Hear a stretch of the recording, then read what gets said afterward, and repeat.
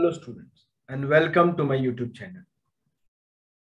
हम लोगों ने हमारे रिसर्च जर्नी में इससे पहले रिसर्च के स्टेजेस, डेटा कलेक्शन के types, primary data, secondary data, उसके अंडर का और डिटेल मटेरियल सब स्टडी किया है। Now we are going ahead for processing of data.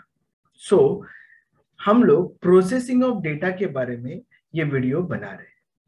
So let's start with the PPT. Start data collection and processing. So we are in part 2, that is data processing. This is prepared by me,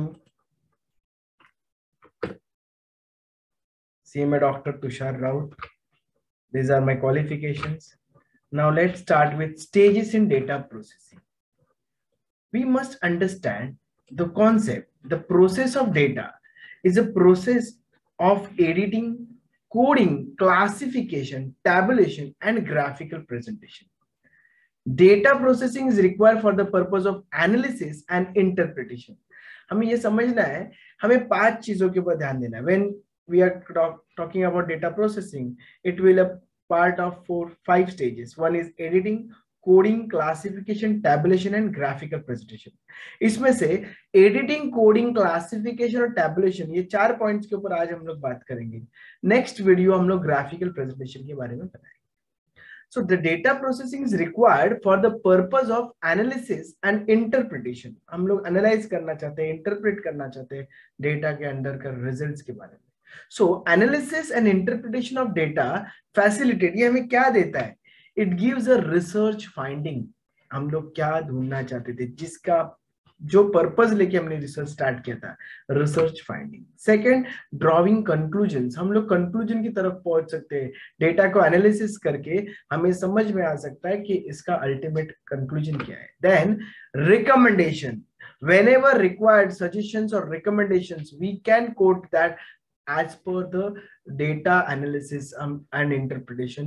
We can give a suggestion. Problem के लिए solution दे सकते हैं. हमारा research start हुआ था problem के साथ.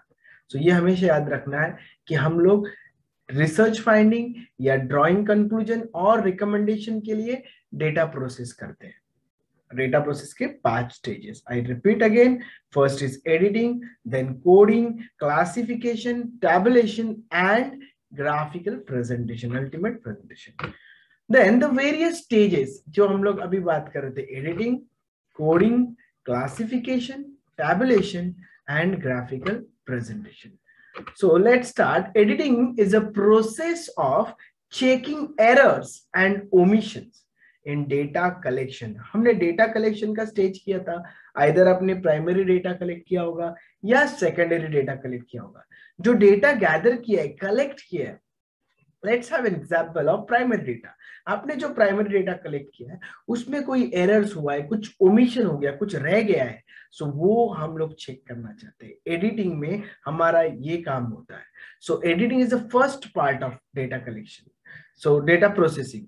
सो data processing करते वक्त एडिटिंग फर्स्ट स्टेज में हम लोग क्या करते हैं? Checking errors and omission in data collection and making corrections if required.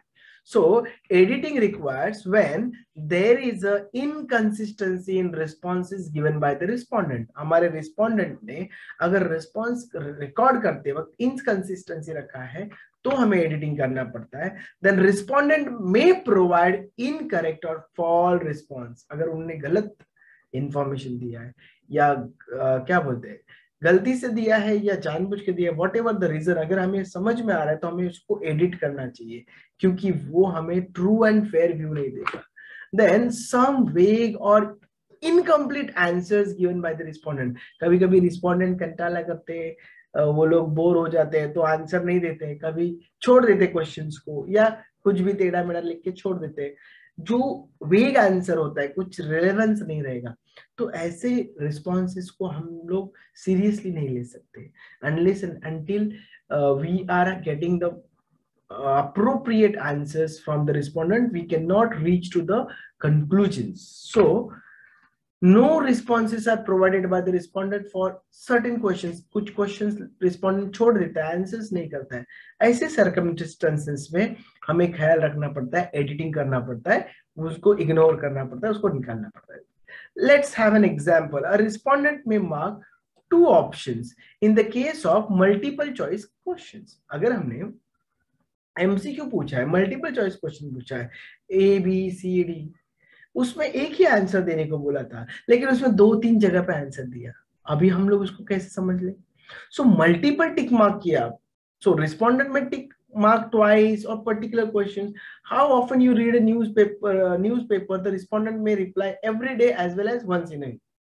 अभी भाई साहब ने एवरीडे को भी टिक मार्क किया and once in a week को भी टिक मार्क किया, हम लोग कौन सा आंसर पकड़े? सो ये हमारे लिए प्रॉब्लमेटिक सिचुएशन आएगा जब हमने उसको दो में से एक चॉइस करने को बोला था. Sometimes we may give the 4 choices, 5 choices, out of them we are expecting one. That time this editing is taking place. Then the next one, separate ink for editing. Editing करते वक्त हम लोग क्या करते हैं? We the changes may be edited, must be done in a separate ink. So preferably हम लोग green ink use करते हैं या pencil use करते हैं. So the ink should not match with the ink used by the respondent or interviewer. हमने interview लेने वाले ने या रिस्पॉन्ड करने वाले ने जो भी इंक यूज किया होगा उसको छोड़ के अलग कलर कोडिंग हो जाता है. ये हमारे लिए एडिटिंग की कुछ important points. Now let's start with the types of editing. There are 2 types of editing. First is field editing. Field editing मतलब जहां पे आपने डेटा कलेक्ट कर रहे थे, बराबर है, वही पे editing taken at the time of field survey is called as field editing.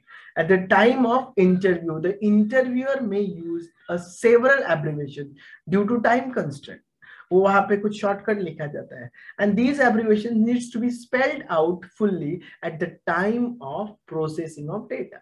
So the interviewer must also go through the complete questionnaire to find out whether or not there is a need of complete or partial corrective vague answer.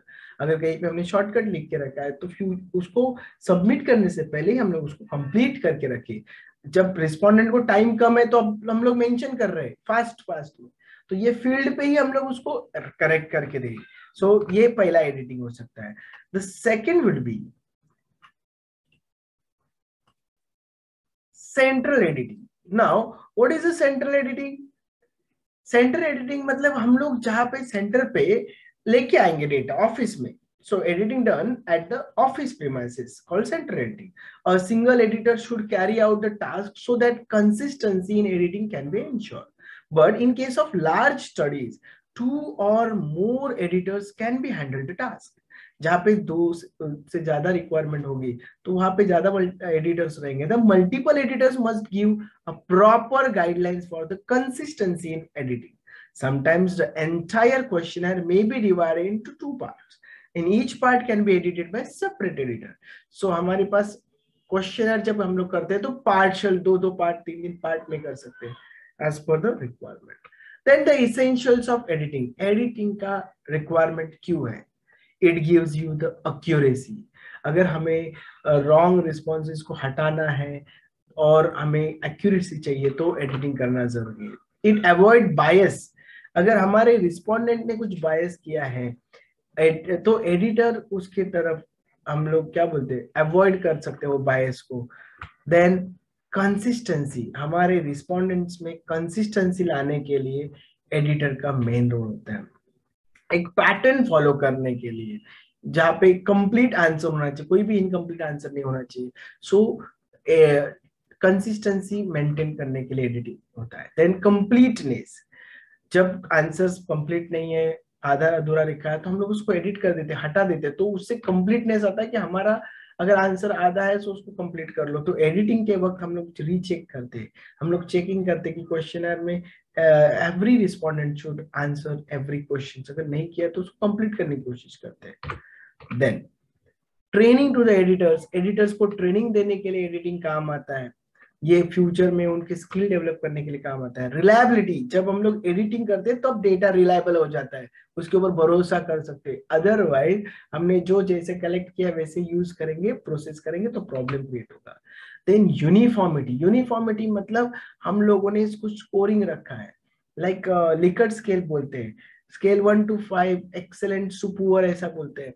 सो हमारे हर respondent के लिए हमने वही same scoring mention करना, uniformity mention करना, क्योंकि एक को हमने एक्सेलेंट के लिए 1 बोला और दूसरे को पुअर के लिए 1 बोला तो प्रॉब्लम होगा। तो एडिटिंग में हम लोग को चेक करते हैं उसको क्या कहना है। Then economical, yes, editing must be economical.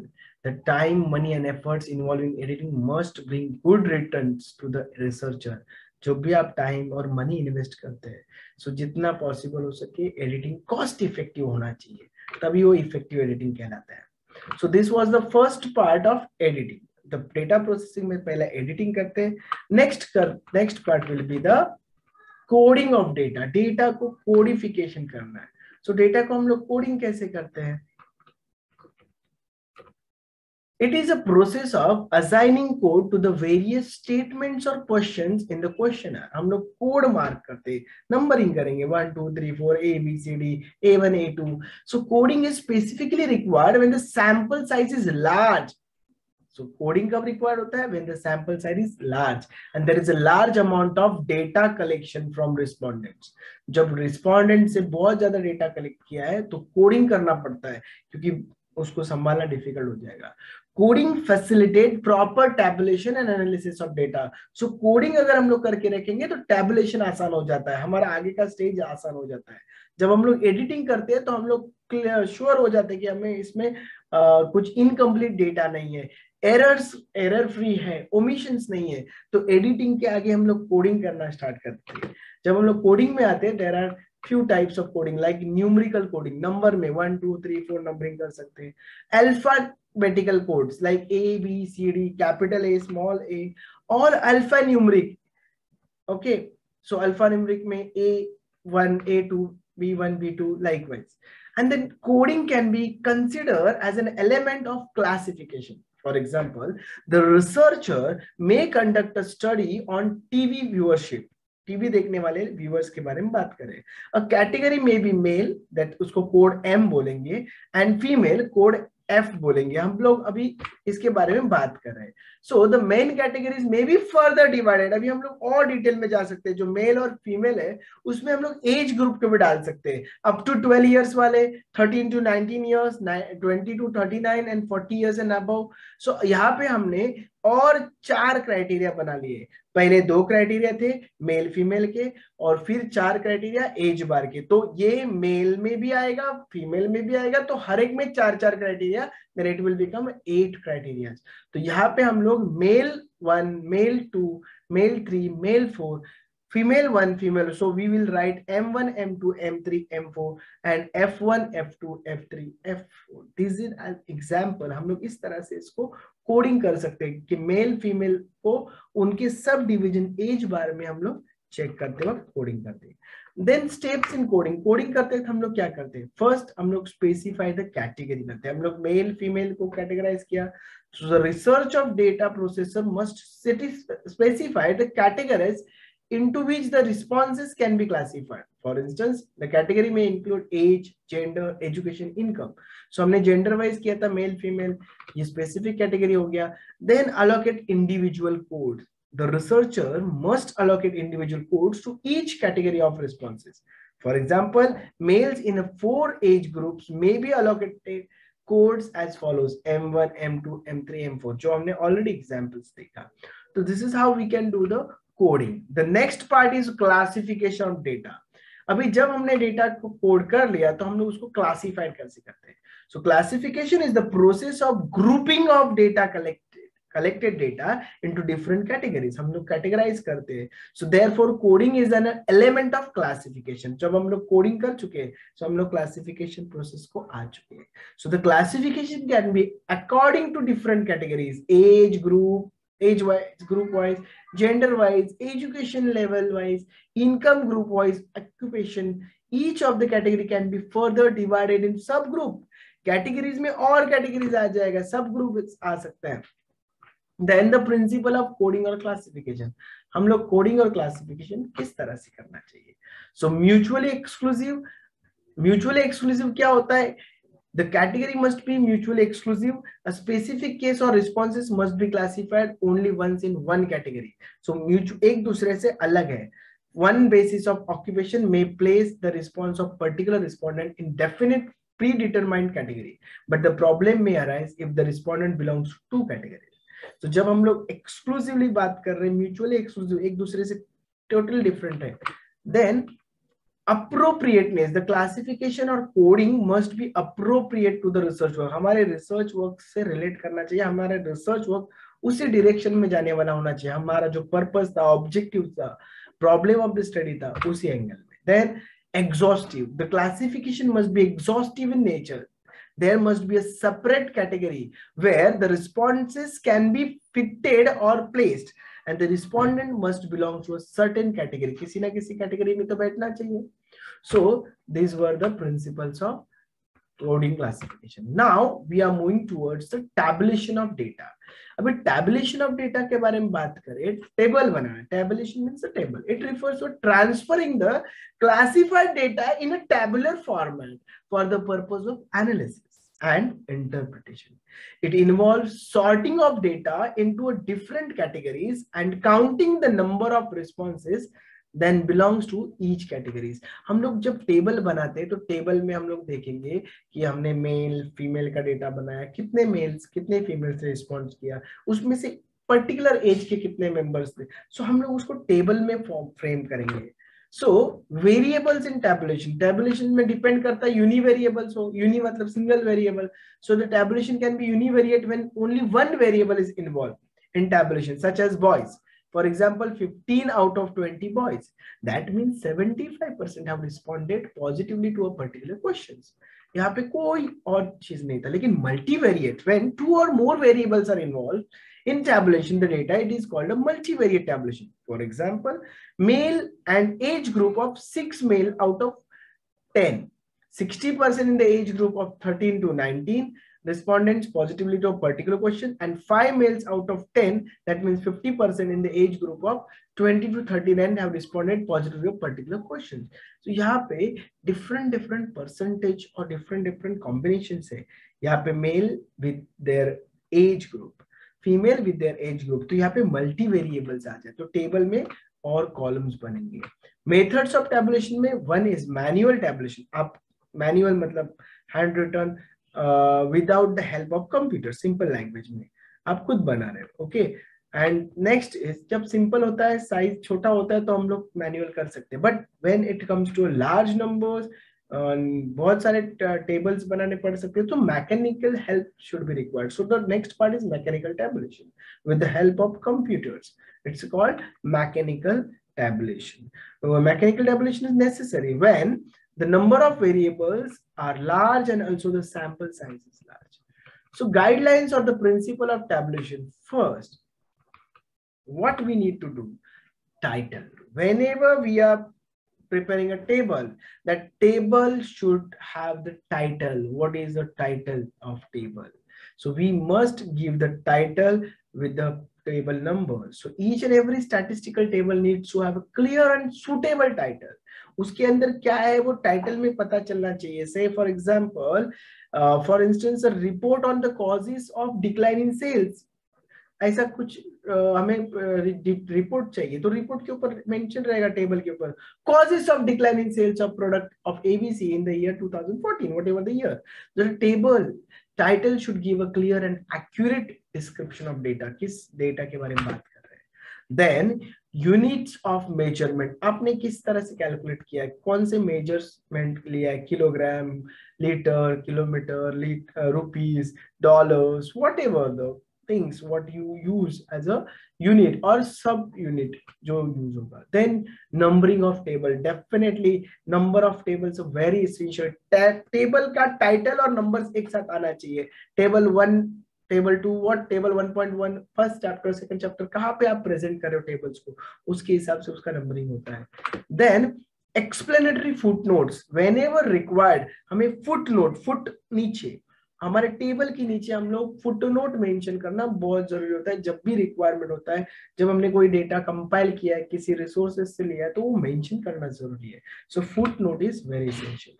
Then source of data, ये डेटा कहाँ से लिया, हमारे ब्रैकेट में टेबल में लिखेंगे हम लोग ये इकोनॉमिक सर्वे से लिया, आरबीआई के साइट से लिया, जहां से भी लिया हम लोग वो कोट करेंगे। अगर रिसर्चर ने कंपाइल किया प्राइमरी डेटा है तो कंपाइल बाय रिसर्चर, अगर हमने सेकेंडरी डेटा लिया है तो कौन सी वेबसाइट से लिया है या कौन सा ऑडिट या रिपोर्ट से लिया है वो मेंशन करेंगे। So that is called sources of data. हमेशा table without source of data नहीं होना चाहिए। Then approximation of data, generally better to approximate data before tabulating the same. Data figures may be briefed. For example, data figure of millions can be converted into billions. जब भी हमें rupees in lakhs, rupees in thousand, crore, हम लोग बहुत सारे zeros नहीं लिख सकते, तो हम लोग उसको थोड़ा सा अप्रोक्सीमेशन की तरफ लिख सकते, पॉइंट में रहता तो कन्वर्ट करते, तो approximation of data is required.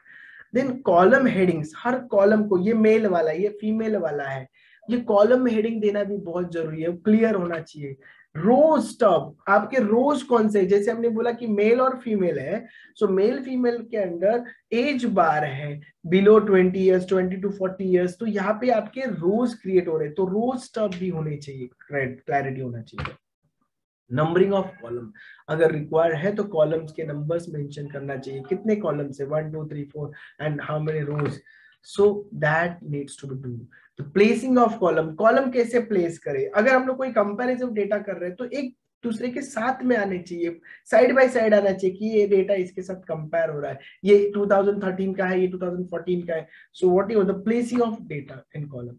Separation of column, जहां पे भी जरूरत है तो कॉलम्स को सेपरेट करके दिखाने की, तो वहां पे वो सेपरेट कॉलम दिखने चाहिए।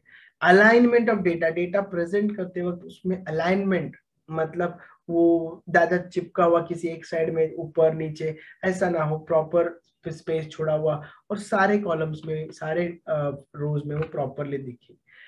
Displaying of data, data display होते वक्त हमेशा याद रखो द क्रोनोलॉजिकल ऑर्डर, हमेशा 2013 के बाद 14 आएगा, 14 के बाद 15 आएगा, this is what the date wise हम लोग बोल सकते हैं। तो क्रोनोलॉजिकल ऑर्डर, टाइम सीरीज, और by using some standard classification, कुछ भी अगर रहेगा तो हमने कुछ डिसाइड किया होगा उसको फॉलो करेंगे, रिसेंट टू बैकवर्ड कर सकते हैं या बैकवर्ड टू फ्रंटवर्ड, आपको एक मेथड फॉलो करना पड़ेगा। Okay, so this needs to be do in a displaying of data. Then no empty data cells, definitely data cells empty नहीं होना चाहिए, अगर वो काम का नहीं है तो it should mention like not available, not applicable, NA. Okay, so we should not leave keep it is empty. So this is how we can reach up to tabulation of data. हमने editing से problem start किया था, हमने editing किया, then coding किया, then classification किया and tabulation किया, तो हमने ये चार प्रोसेसेस को समझ के लिया। द फिफ्थ प्रोसेस को हम लोग नेक्स्ट वीडियो में समझ के लेंगे। Till then thank you and all the best. हमारे इस वीडियो के साथ हम लोग इसका क्विज बना के डिस्क्रिप्शन बॉक्स में पोस्ट करने वाले हैं, तो आप वो क्विज सॉल्व करके अपना नॉलेज टेस्ट करना नहीं भूलें। Okay, all the best.